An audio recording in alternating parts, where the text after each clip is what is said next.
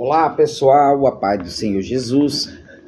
Aqui é o diácono Davi, pregador da palavra. Eu quero trazer algo importante para você: o céu e o inferno. O céu é real? O céu, ele é real. O inferno, ele é real? Ele é real. Muitos, amados, queridos irmãos, muitos vão falar que o inferno é aqui na terra. Não é aqui na terra. A gente não sabemos o que está passando do outro lado do mundo espiritual, né? Quando a gente morre, a gente vemos o do outro lado do mundo espiritual, tá? Quando a gente sai desse corpo, a gente vê já do outro lado. Então, existem dois lugares para onde você for um desses lados, ou o céu ou o inferno.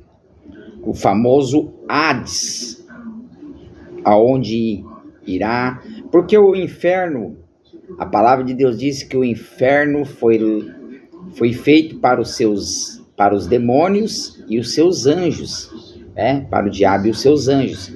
Mas pela desobediência do homem, o homem também foi condenado ao fogo eterno, tá?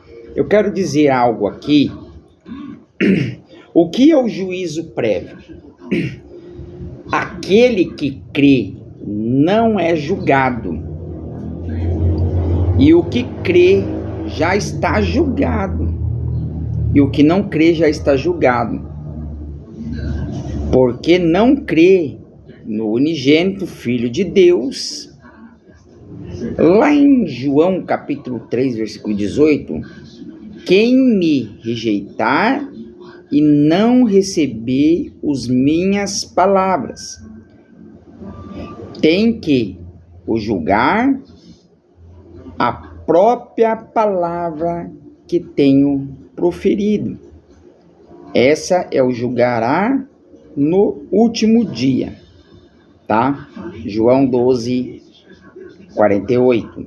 Aí aqui vai dizer agora que geralmente aos mestres entre o estudo, as pessoas perguntam como pode Deus, sendo justiça, e mandar alguém para o inferno sem antes julgá-lo. Isso aqui é uma resposta que muitas pessoas perguntam, né? Por quê? Que Deus pode, a resposta clara da palavra que o Senhor pode, né? Então muitas pessoas perguntam, né? Pergunta como pode, sendo justiça, e mandar alguém para o inferno sem até julgá-lo. A resposta é clara na palavra do Senhor. Pois ao morrer, todos já têm um juízo prévio da parte de Deus. O idioma bíblico é bem revelante. Aqui nenhum homem será desculpável diante de Deus. É impossível o homem morrer sem conhecer a Deus e sem saber o que é certo ou errado, tá? A Bíblia é clara. Aqui está dizendo: o que crê, o que não crê, já está julgado. Não diz que será julgado, mas que está julgado. Todo homem, ao morrer, sabia em o seu julgamento de Deus, ao dar esse juízo prévio, de maneira nenhuma está sendo injusto, mas assim está confirmando a sua justiça. Todos os homens tiveram uma chance. Todo homem tiver uma chance, tá? Aqui agora, amados queridos irmãos, vamos lá. Recolher a Deus é invitar ao inferno. Ao negar a chance de Deus, esse homem se condenou. Por quê? Esse homem se condenou. Por quê? Por causa disso. Adão e Eva, quando estavam no jardim do Éden, o Senhor falou para Adão: não comereis da árvore do meio do jardim. Por quê? Porque ali já era a árvore do bem e do mal, a árvore do conhecimento, a árvore do bem e do mal. Não poderia comer aquela árvore.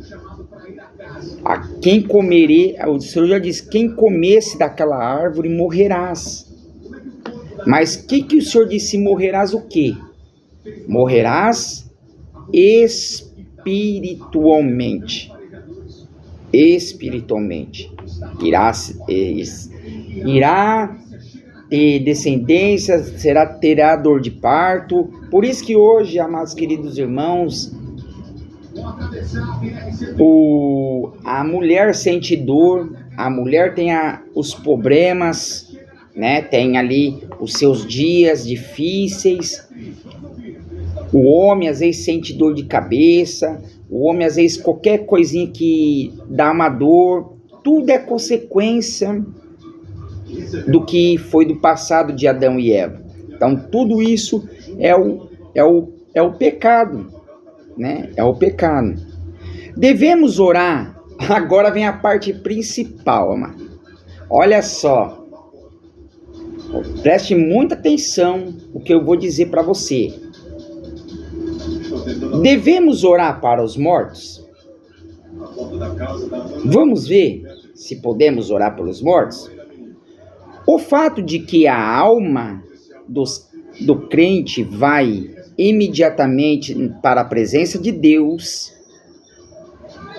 significa que nós não devemos orar pelos mortos. Não podemos, amados. A alma daquela pessoa já foi.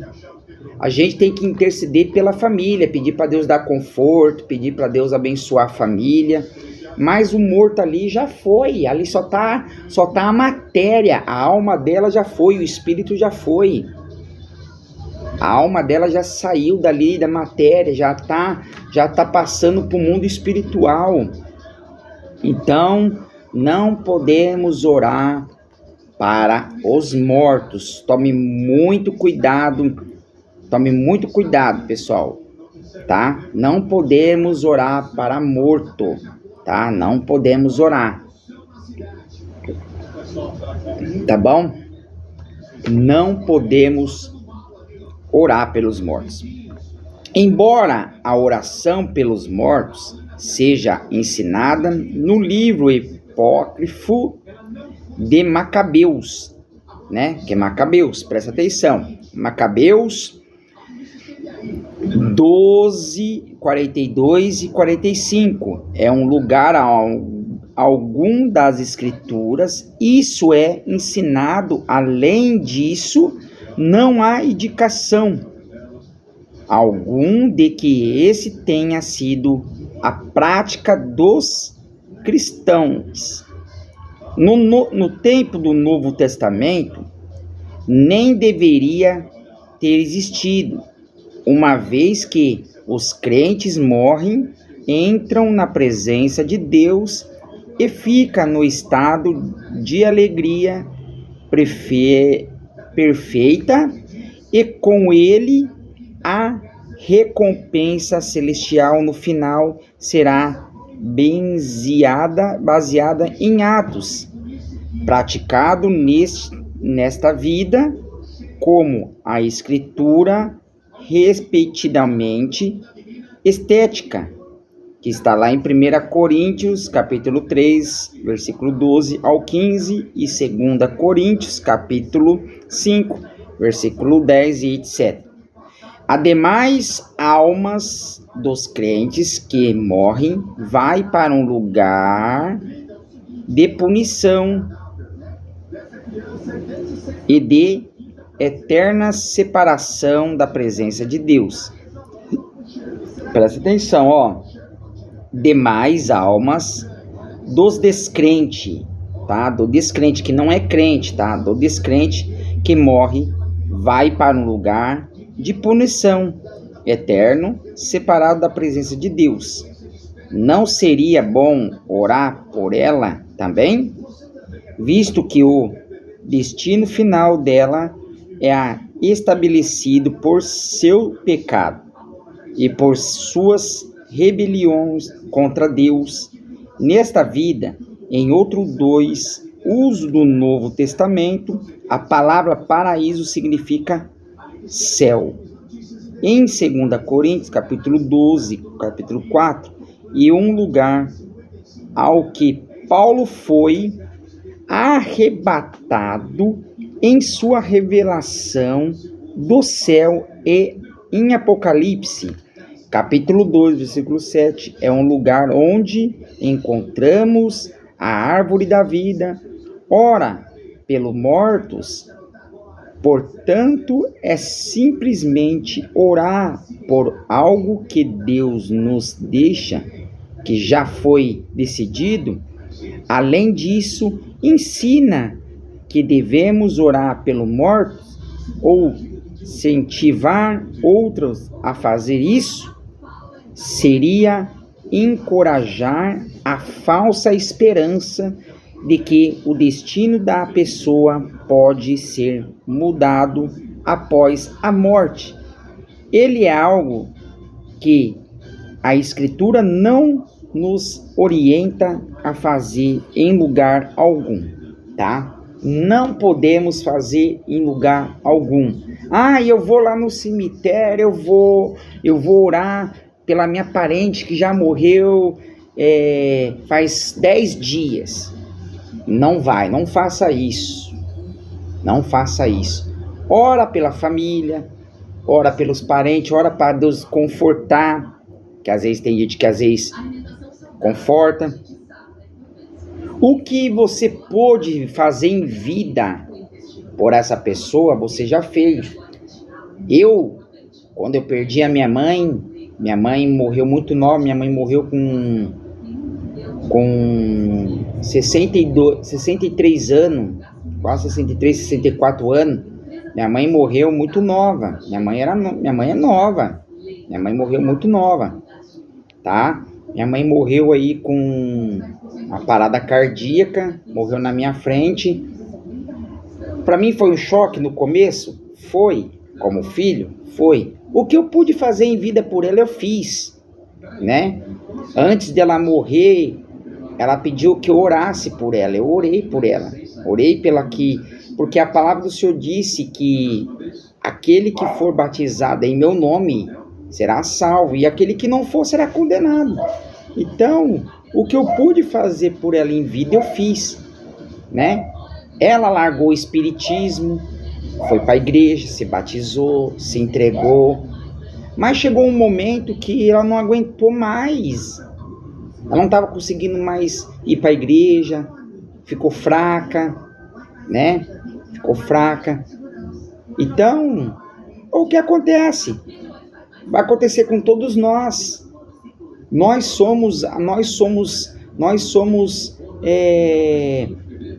aqui de passagem, nós temos aqui um tempo para a gente ficar aqui, cumprir a nossa missão.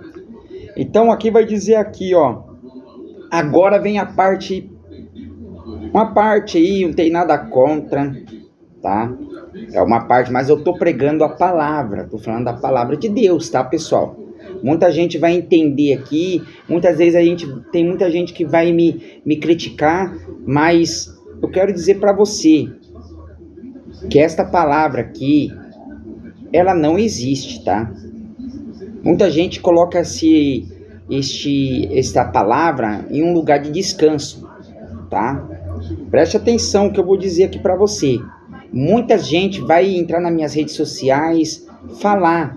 Eu não tenho nada contra o espiritismo, não tenho nada contra o católico, não tenho nada contra ninguém, tá? Eu só tô aqui falando da palavra de Deus, tô aqui explicando da palavra de Deus, tá bom? Para você entender o que vai significar isso, tá? Que às vezes muita gente tem sido enganada por falsas pessoas aí, por falsos profetas que têm pregado a palavra de Deus e têm falado errado para as pessoas. Tem falado muitas coisas aí, tem muitos lugares aí que eu não vou falar nome de religião, mas coloca isso daqui como que o homem vai ter um descanso eterno que não existe, né? Então, presta atenção. O purgatório realmente existe? Preste atenção. Segundo o catolicismo, o catecismo, a Igreja Católica, em 1993 e em 1030, o purgatório é uma condição de qual se encontra aquela pessoa que já morreu na graça e na amizade de Deus, mas não estão completamente purificadas, embora tenha garantia da sua salvação eterna. Assim, essa pessoa precisa passar por uma purificação a fim de obterem a santidade necessária para que entre na glória do céu. Essa purificação, no entanto, não deve ser confundida com o cântico do condenados, cântico do condenado ou inferno. Foi sobretudo nos concílios de Florença em 1442, no Trarto em 1546, que a Igreja Católica formulou a doutrina do fogo purificador, baseasse em texto como Mateus 12:31, onde Jesus declara que presta atenção, declara que blasfema contra o Espírito Santo. Tome muito cuidado, tá, pessoal? Tome muito cuidado com isso. Um pecado que não será perdoado nem neste mundo, nem no viadouro desse afirmação. A Igreja Romana deduz que a certa falta pode ser perdoada no século presente, ao passo que outras século futuro, idem 1031, e outra passagem citada em 1 Coríntios, capítulo 3, versículo 15, que diz: se a obra de alguém se queimar, sofrerá, e ele prejuízo, mas o tal será salvo. Todavia, com que pelo fogo. Presta atenção. Então, aqui os católicos diz que esta passagem elude a purificação temporal. O livro de 2 Macabeus, 2 Macabeus 12:46, também citado em apoio a doutrina da purgatória. Ou uma vez que está passagem citada em prática de oração em favor dos mortos, para garantir a visão beatífica ao ensilado no purgatório da Igreja Católica. Recomenda as esmolas e as idolagícia, as obras da penitência, e as missas oferecidas em favor das almas. Afirmamos, porém, que não é o fogo do purgatório que nos purifica no além, mas, como disse o apóstolo João, é o sangue de Jesus Cristo que nos purifica de todo pecado. Ou melhor, de tudo o que não precisamos esperar além para sermos purificados. João ainda diz: se confessamos os nossos pecados, ele é fiel e justo para nos perdoar os pecados e nos purificar de toda a injustiça. Então, se já está falando aqui, se para nos perdoar de todos os pecados e nos purificar de toda a justiça, está lá em capítulo 9. Se você for ver lá, você vai encontrar. Aí está dizendo aqui: a suficiência de Cristo de estar e todo a qualquer outro meio e de nos purificar e nos conduzir ao céu. E declarou o apóstolo Paulo: ele se deu a si mesmo por nós para nos remir de toda iniquidade e nos purificar para si um povo todo seu zeloso e de boas obras. Que está lá em Tito, capítulo 1, versículo 14.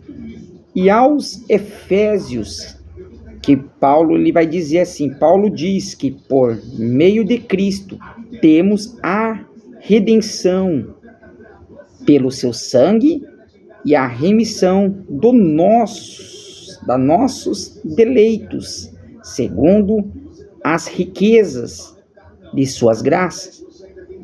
Como então explica a passagem citada pelo catolicismo.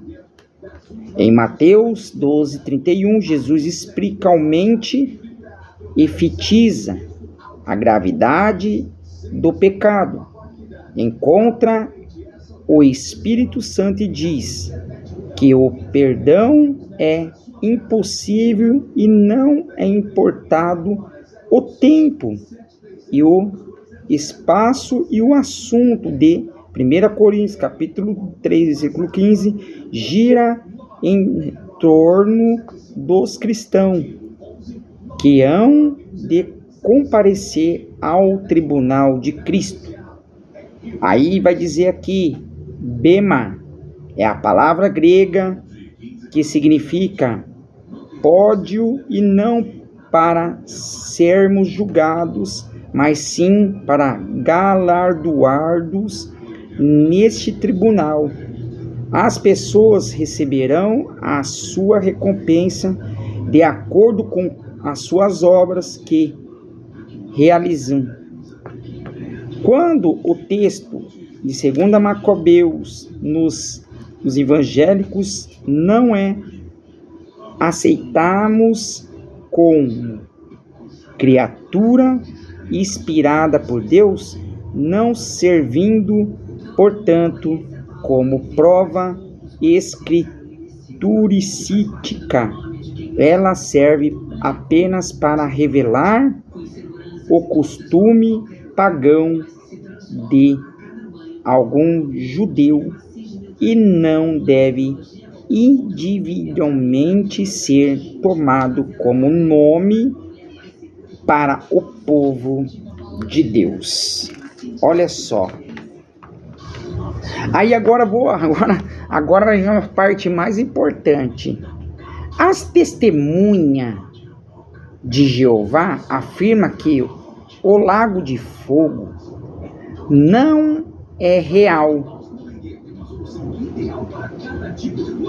Obstrato por representar com a condição que não é um lugar que receberá as coisas obstratas, como, por exemplo, a morte e o inferno, a iniquidade e o diabo, o espírito, e isso é a verdade?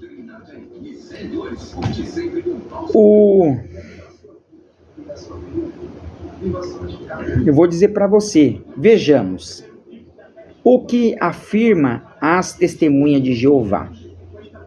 É uma das suas obras, a aquilidade simbólica do lago de fogo. Fica mais evidente também no contexto de referência a ele. No livro da Revelação diz-se que a morte lançada neste lago de fogo, a morte invariavelmente não pode ser literalmente queimada. Ademais, é o diabo, uma invisível criatura espiritual lançado neste lago. Sendo espírito, ele não pode ser prejudicado por fogo literal. O estudo epística das Escrituras, para 1639, tópico do livro do Lago de Fogo, a versão CD-ROM, procurando amparo no lógica humana. O jeovista encontra a questionamento aparentemente irreversíveis, julgando que algo abstrato sendo lançado determinado um lugar e tornar aquele lugar também abstrato, e um espírito não poderia ser queimado por fogo literal. Conquistalmente, aquele lugar é simbólico e ainda defende o que o pai amoroso jamais queimaria um filho por causa de uma transgressão. Todo aparece coerente, mas só aparece. Vejamos. O Senhor Jesus declarece a primeira razão da existência do lago de fogo. Então, o rei dará também ao que estiverem ao seu esquerda: apartai de vós de mim, maldito, para o lago eterno, preparado ao diabo e os seus anjos. Portanto, é impossível aceitar as argumentação jeovista que afirma que o diabo não poderia ser atormentado pelo lago de fogo, preparado exatamente para esse objetivo. Porque coisas abstratas são lançadas no lago de fogo. Devemos entender as propriedades deste lago. Entendeu? Tem que aprender nessas partes aqui. do lago eterno, a condenação eterna, a separação de Deus. Lá em Tessalonicenses 1:9, Satanás teve temporariamente acesso diante do trono de Deus, mas agora finalmente será lançado no lago de fogo, semelhante à morte, e a iniquidade e o inferno poderão ser lançados lá, não necessariamente como objetivo de seres queimados, pois se abstratos, mas para seres incluídos definitivamente de todas as coisas que Deus criou e são boas. Poderia um pai amoroso queimar o seu filho por causa de uma transgressão? A resposta é não. Ninguém faria isso, nem mesmo Deus. Deus não queima o seu filho. Já está justificado pela fé, mas existe aquele que não são filhos de Deus. Não são filhos de Deus, tá? Quando nós estamos no mundo, nós não somos filhos de Deus. Nós não somos. Então eu quero dizer para você que você fique com esta palavra. Fique com esta palavra. Que esta palavra possa penetrar no seu coração. Que esta palavra possa entrar no seu coraçãozinho aí, tá bom? Que Deus possa abençoar em o nome de Jesus. Forte abraço, que Deus abençoe.